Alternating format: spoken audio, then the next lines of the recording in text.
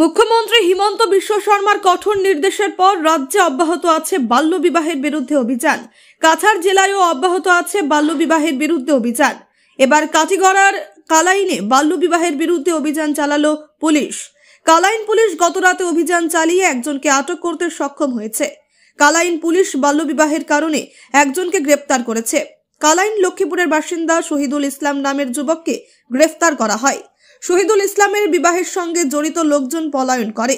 এদের বিরুদ্ধে মামলা নথিভুক্ত করে ব্যবস্থা নেওয়া হবে বলে জানা গেছে।